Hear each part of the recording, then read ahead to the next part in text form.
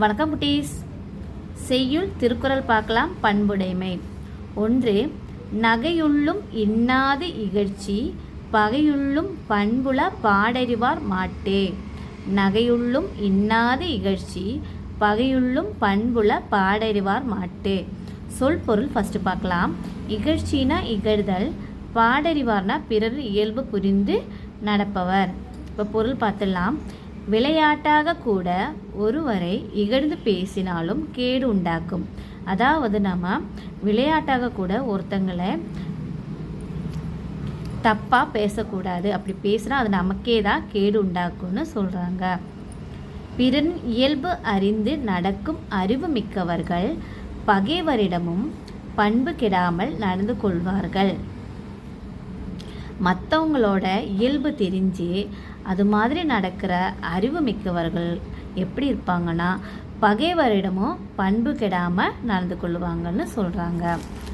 2வது திருக்குறள் பார்க்கலாம். நயனோடு நன்றி புரிந்த பயனுடையார் பண்பு பாராட்டும் உலகு. நயனோடு நன்றி புரிந்த பயனுடையார் பண்பு பாராட்டும் உலகு. சொல் பொருள் பார்த்தலாம். நயன்னா நேர்மை, நன்றினா நன்மை. அப்போ பொருள் பார்க்கலாம். நேர்மையையும் நன்மையையும் விரும்பி பிறருக்கு பயன்படும்படி வாழும் பெரியோரின் நல்ல பண்பை உலகத்தார் போற்றி கொண்டாடுவர். அதாவது நேர்மையையும் நன்மையையும் விரும்பி மற்றவங்களுக்கு பயன்படுற மாதிரி வாழ பெரியோர்களோட நல்ல பண்பு இந்த உலகம் இருக்கிற வரைக்கும் போற்றி கொண்டே இருக்குன்னு சொல்கிறாங்க. 3வது திருக்குறள் பார்க்கலாம். பண்பு உடையார் பட்டுண்டு உலகம் அது இன்றேல் மண்புக்கு மாய்வது மண். பண்பு உடையார் பட்டுண்டு உலகம் அது இன்றேல் மண்புக்கு மாய்வது மண். சொல் பொருள். புக்குனா புகுந்து, மாய்வதுனா அழிவது. சரியா? பொருள் பார்த்துடலாம். நற்பண்பு உடையவர் செய்யும் நல்ல செயல்களாலேயே இவ்வுலகம் இயங்குகிறது. அதாவது நற்பண்புனா நல்ல காரியங்கள் இல்லையா? நல்ல காரியங்கள் செய்கிறவங்க இந்த உலகத்தில் இருக்கனால தான் இந்த உலகமே செயல்படுகிறதா. இல்லையெனில் அது மண்ணோடு மண்ணாகி அழிந்துவிடும். அப்படி இல்லைன்னா இந்த உலகம் மண்ணோடு மண்ணாக போய்விடும்னு சொல்கிறாங்க. நற்பண்பு உடையவர் செய்யும் நல்ல செயல்களாலேயே இவ்வுலகம் இயங்குகிறது. நல்ல செயல்கள் செய்கிற மனிதர்கள் இருக்கிறனால தான் இந்த உலகம் இயங்குகிறதா. சரியா? இல்லையெனில் அது மண்ணோடு மண்ணாகி அழிந்துவிடும். அப்படி இருக்கிறவங்க இந்த உலகத்தில் இல்லையேனா இந்த உலகம் எப்படி போயிடுமா? மண்ணோடு மண்ணாக அழிந்து போய்விடும்னு சொல்கிறாங்க. 4வது திருக்குறள் பார்க்கலாம். அறம்போலும் கூர்மையை ரேனும் மரம் போல்வர் மக்கட்பண்பு இல்லாதவர். அறம்போலும் கூர்மையை ரேனும் மரம் போல்வர் மக்கட்பண்பு இல்லாதவர். சொல் பொருள். அறம் வாளை கூர்மையாக்கும் கருவி, போல்வர் போன்றவர். பொருள் பார்த்தலாம்.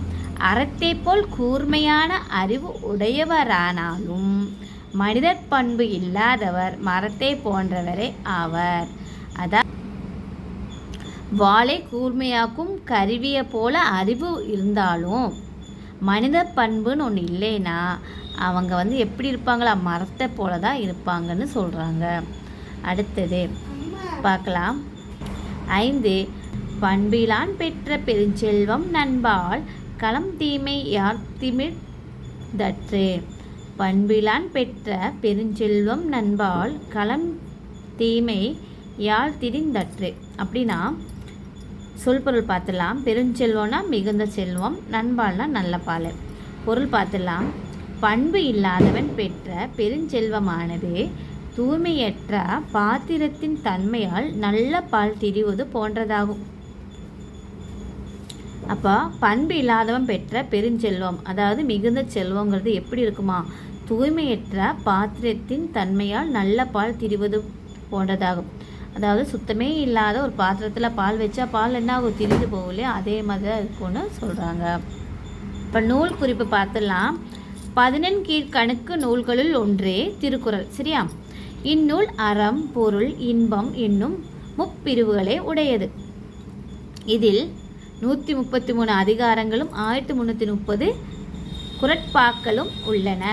உலகிலுள்ள அனைவரும் பின்பற்றத்தக்க சிறந்த அறநெறி கருத்துக்கள் இந்நூலில் உள்ளதால் இது உலக பொதுமறை என போற்ற பெறுகிறது. இந்நூலை இயற்றியவர் திருவள்ளுவர். ஓகே குட்டீஸ், இதோடு இந்த வீடியோ முடியுது. உங்களுக்கு இந்த வீடியோ பிடிச்சதா மறக்காமல் லைக் பட்டன் ப்ரெஸ் பண்ணி சப்ஸ்கிரைப் பண்ணுங்கள். தேங்க்ஸ் ஃபார் வாட்சிங்.